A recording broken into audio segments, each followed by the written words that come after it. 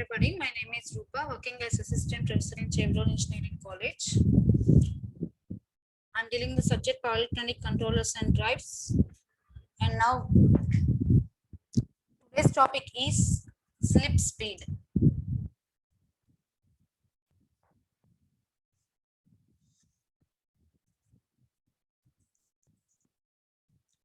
So before we are discussing the equation here 6.70. So this will be suggesting that constant V by F ratio will be there and the motor develops a constant maximum torque here. So except at the low frequencies or low speeds, this will not be attaining a constant maximum torque. Only at high speeds and high frequencies only we can maintain the V by F ratio as constant. So here the motor will be operating at constant torque mode only. As we are making the constant V by F ratio, here we are getting the motor as a constant torque mode only. Okay, so suppose if you do not neglect the RS by F value, here in the maximum torque maximum equation, we are having the value RS by F value here, right? I am neglecting and I am writing the equation from 6.69. I am writing the equation 6.70. So if RS by F value is not neglected, then the maximum torque has two types of values. First one is low value and high. Second one is high values. So these values, low values, we are getting at motoring operation, right? So these low values we are getting at motoring operation, and these high values we are getting at braking operation. And the motoring operation, for motoring operation, what is this low value means? It is because of reduction of flux there. As the flux is reduced there, in the motoring operation we are getting the low values, and due to the increase of flux in the braking operation we are getting high values there. Okay, so if torque has to be increased in motor operation, then V by F ratio should be increased in the low frequencies only, not at high frequencies. The V by F ratio will be increased. It is the V by F ratio will be increased in low frequency ranges in order to get the torque in the motoring operation of high values. Actually, you are getting, as the flux is reduced in the motoring operation, we are getting low values, right? Maximum torque is very low there in motoring operation, but braking operation, as the flux is increased, we are getting high values. In order to get the torque as maximum values, as high values in the motoring operation, we have to increase the V by F ratio at low frequencies. Okay, so this cause what is the reason? This cause an increase in maximum braking torque, and machine will be saturating in braking operations. So either V saturates or it reaches at base value speed. It is not increased with frequency. At low values only we have to do the increase nature. Okay, so base speed and frequency are changed only when the V is constant. V value is constant, then only you have to change the base speed and frequency values. So below base speeds, V by F ratio will be constant except at low frequencies. Okay, then V by F ratio will be increased to keep the maximum torque constant. For keeping the maximum torque constant, what is the needed one? Required action, V by F should be increased at maximum constant torques. Okay, so if you see the curves here, they will be suggesting the speed control and braking operation which is available from nearly zero speed to above synchronous speed. Zero speed to above synchronous speed, I am showing how the speed will be varying in the braking operation and how the speed control is done in the braking operation. So the speed is between 0 to above synchronous speed, above NS. So see here in the figure, a torque is obtained, given torque, this is the minus T maximum and this is the positive T maximum. So for a given torque, there is obtaining, we are obtaining at lower currents, and when this operation is at any frequency, it is restricted between the two speeds. What is that one? It is NS and maximum torque point. So this is for both motoring and braking operations only. Okay, the speed or at any frequency the operation is done and it is restricted between the maximum torque point and the synchronous speed. Motoring operation, for each frequency it is restricted between the NS and maximum torque point. So I showed you in the figure by solid lines. It is restricted between the synchronous speed and the maximum torque point. So from this, I can say that variable frequency control will be providing good running and good transient performances, because it is having some features. Because of these features only, it is giving good running and transient performances. So what are the features we will see now? So first one, speed constant and braking operations, these are available from 0 speed to above speed. Okay, speed control and braking operations both are available from 0 speed to above speed. And if you consider during the transient operations, that is, what are the transient operations? During starting, braking and speed reversal. So these are the transient operations. So what is the second feature is, during transient operations, these can be carried out at maximum torque with reduced current. So if you carry out the operations at maximum torque with reduced current, we are having good dynamic responses. Okay, there will be obtaining good dynamic responses if the operation is carried out at maximum torque and with low currents. And third characteristic is, strategy is, copper losses are low and efficiency and power factor are as high as the operation is restricted between NS and the maximum torque point at all the frequencies. Okay, so as the operation is restricted between NS and maximum torque point, we are getting low copper losses, and efficiency and PF are also high, power factor are also very high. And last one is, drop in the speed from no load to full load is also small. Okay, so for this we are having some advantages, like it is having good running performance. This variable is having, variable frequency changing method is having good running. And the second one is good transient performance by squirrel cage induction motors. So what is the advantage of using only squirrel cage induction motor? Okay, so actually there are some advantages of squirrel cage induction motor over the DC machine. So what are the advantages means, first one, it is cheap, it is very inexpensive. And second one, it is rugged. Rugged means it is very strong when compared to the DC machine. Okay, and third one, it is reliable. Reliable means it is very easy to operate, and it is reliable means easy. Easy means, that means if you do any operation, the next operation will be very easily controllable. This is called reliable. And longer lasting, the durability is also very high. It comes for over years. And fifth one, no maintenance. So this is important because we are not having any brushes and commutators in this squirrel cage induction motor.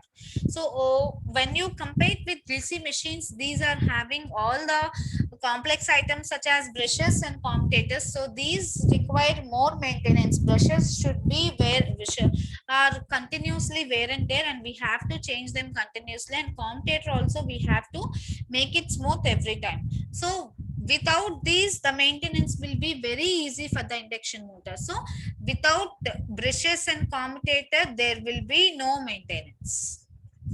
And these are operated in any type of environment, whether it is an explosive environment or some contaminated environment.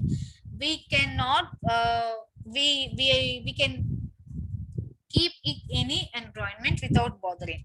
Seventh one, it is designed for higher speeds, voltage and power ratings. Okay, at any power ratings and voltage and speeds we can design. And last one, it is having low inertia, volume and weight. Okay, very low inertia, volume and weight. So these are the advantages of the squirrel cage motor over the DC machines. And actually, if you compare the cost of DC machine and squirrel cage induction motor, this squirrel cage induction motor is having very low rates with the same rating when compared to the same rating of the DC motor. And the overall cost of variable frequency induction motor drives, actually when you take in DC motor, these are very high, but if you take in squirrel cage motor, these are generally higher. But because of the advantages what I have you told, this variable frequency induction motor drives are preferred over the DC motor drives. For most of the applications, they are preferred. So there are some applications, special applications. These are requiring maintenance free operation. Suppose if you take in underground and underwater installations, and also the applications which are involving in explosive and contaminated areas. Suppose what are the explosive and contaminated areas? Suppose such as mines, chemical industry. This is a contaminated area because all the chemicals will be releasing into the atmosphere. Chemical industry, mines, this variable frequency induction motor drives are naturally chosen to operate. And they are having several such other applications. What are the applications? Are traction, mill runout tables, steel mills, pumps, fans, blowers, compressors, and spindle drivers, conveyors, machine tools. These are all the applications of this variable frequency induction motor drives. And now you will able to see the block diagram. This is the block diagram of variable frequency control, speed control scheme. This is the block diagram of variable frequency, variable voltage source. That means variable frequency speed control scheme it is. And the motor which we are taking here, see here the motor which we are, induction motor which we are taking, it is fed from a variable frequency, variable voltage source, VFVS. And V star and VF, these are voltage and frequency commands for VFVS. These are the voltage and frequency commands for VFVS. And here you are having flux control block. This flux control block produces a voltage command V star. This will be producing a voltage command V star for the VFVS in order to maintain the relationship of before figure what I have shown. Okay, so before figure, A figure, in order to maintain this relationship, the flux control will be giving voltage command V star for VFVS. So it is between V star and VF, sorry, F star. And reference frequency F star It is changed to control speed. And here we are seeing a delay circuit. It is introduced between F star and FR. Between FR and F star. So that even when F star is changed by large amount, here, when F star is changed by large amount, F star will be changed only slowly so that the motor speed can track the changes in F star.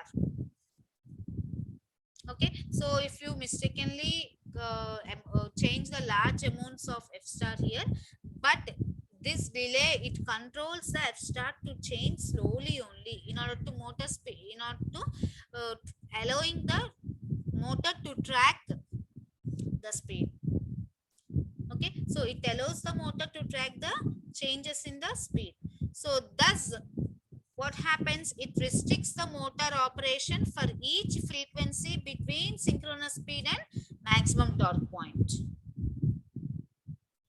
Okay, so VS, it can be voltage source inverter or it can be a cycloconverter. We can use a voltage source inverter or a cycloconverter. Okay, so I will explain you in the next sections which the drives which are employing both the voltage source inverter and cycloconverters. Okay, now next topic, slip speed control. These are all about the equations only. So see here, I'll explain you a theory part showing the equations. Let V and F, these denote the, here V and F, we are getting the abbreviations in between V and F. I am letting V and F, they will be denoting the rated voltage and frequency of the machine. So when the motor is operated below the base speed with constant V by F control for a frequency, K into F, the terminal voltage will be K into V, where K is a factor such that it lies between 0 to 1. So 0, what are the limits? 0 less than or equal to K or less than or equal to 1. So frequency is changed from 0 to F. Then K will be changing from 0 to 1 and voltage will be changing from 0 to V. Okay, so if frequency will be changing from 0 to F, K will be from 0 to 1 and voltage will be from 0 to V. So substituting the for value, voltage value kV and for frequency kf and neglecting the stator resistance drop from the before equations, equation 6.4 and 10, we can write IR is equal to IR dash is equal to V by root of R dash by KS whole square plus XX plus XR dash whole square. So make it as 71 equation. And next, T maximum, T is equal to, sorry, not T maximum, T is equal to 3 by omega ms V square R dash R by KS by R dash R KS whole square plus XS plus XR dash whole square. So if you see the equations 6.71 and 72, suppose if I maintain this Ks as constant value, that means as the K is varied, then rotor current IR dash and torque will remain constant, right? So as the slip is small, IR dash will be in phase with voltage, and since flux is constant, IM will also be constant. So from that I can write IS is equal to IR dash plus IM square. That is also a constant value. So if the motor operation is carried out at constant value of Ks and frequency is varied, then the motor will be operated at constant current torque. So now let us see the meaning of the Ks. At frequency Kf, I am taking at frequency Kf, synchronous speed is K into omega ms. And slip formula S is K into omega ms minus omega m by K into omega ms. We all know that. And Ks will be equal to, I am substituting the K into S. So K into S formula I am substituting here. So K into omega ms minus omega m by K gets cancelled here. Right? So denominator K into multiplied K gets cancelled.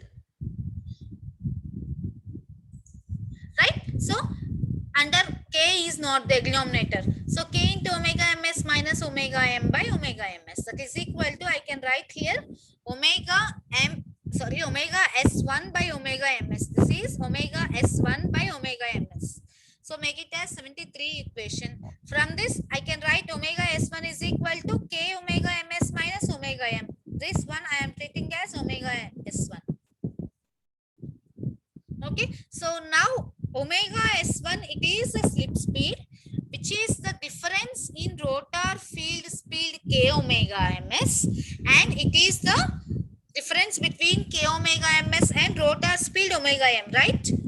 So this is rotating field speed K omega ms, and this is the rotor speed omega m. Okay, so what is meant by slip speed? It is the difference of both speeds.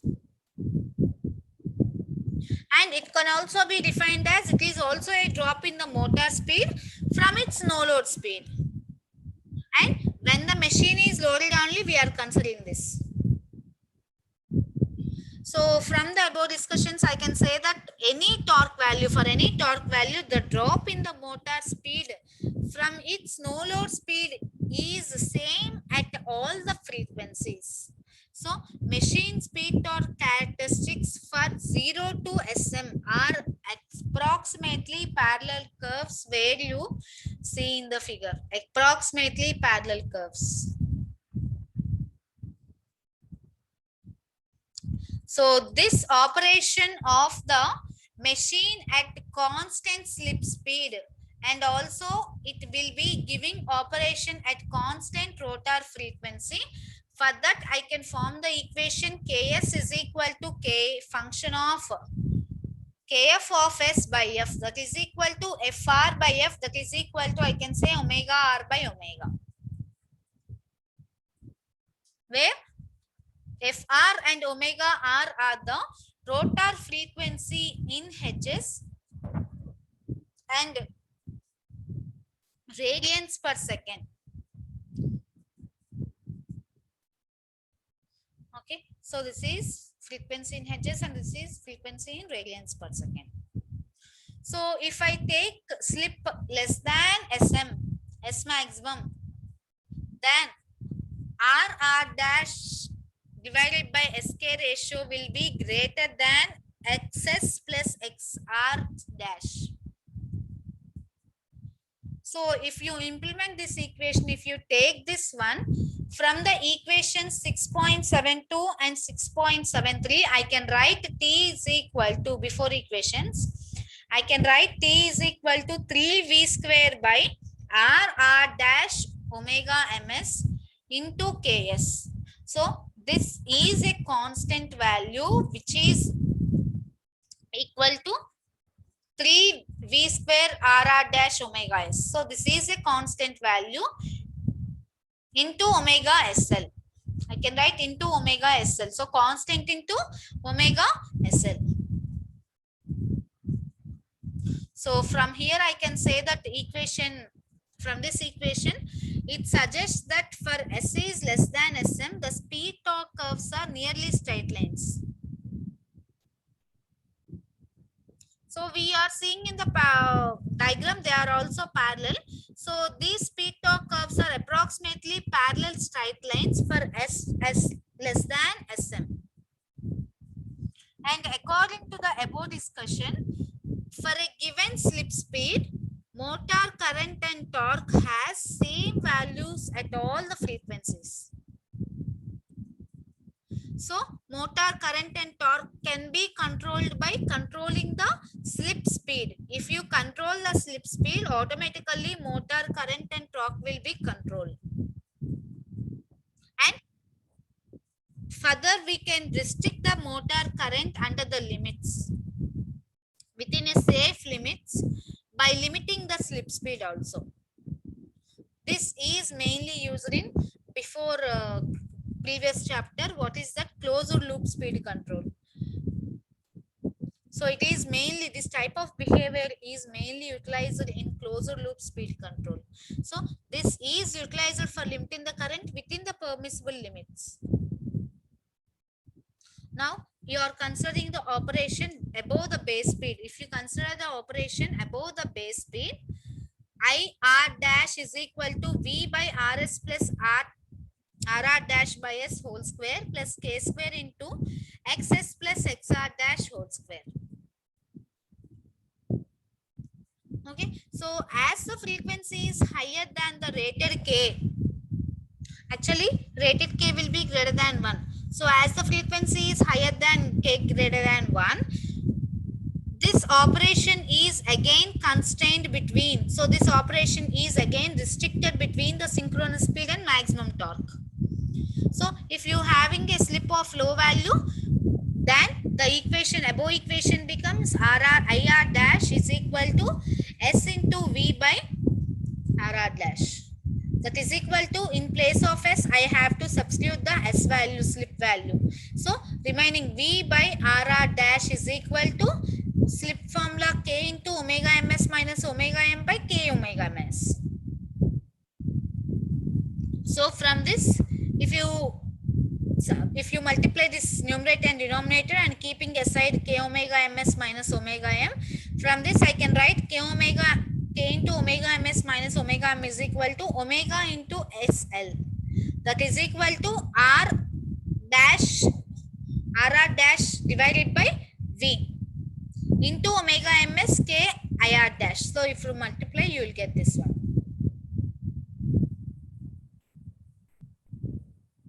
So if you take the speeds above the base speed at a given IR dash and at a given IS, the slip speed omega SL will be increasing linearly with K, or I can say that it is increasing linearly with frequency also.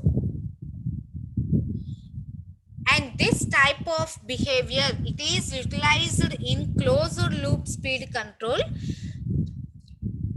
Because in closed loop speed control, always we have to give some restrictions for the current, because as the current will be crossing the maximum permissible values, there will be some damage, right? So always we have to make the speed control within the permissible values of current, right? So this behavior is mainly utilized in the closed loop speed control, which is used for limiting the current within the permissible values above the base speeds. Okay, and since the slip is small, here we can consider that this IR dash will be in phase with V, as in case of resistance. And other consideration is, if the machine copper losses is also neglected, the power developed PM will be given by, actually P is equal to V into I, right? So here we are taking a 3 phase, so into 3. So P is equal to 3 into V IR dash. We are taking the rotor resistance, rotor current with respect to the stator, stator current with respect to the rotor.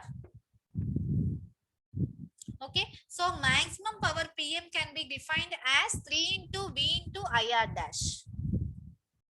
Actually, if you want to maintain a PM as a constant value, see, for PM to be a constant value, given IR dash, you have to take that value. The given IR dash value should be taken for a given IS. Now the drive therefore will be operating in constant operating mode.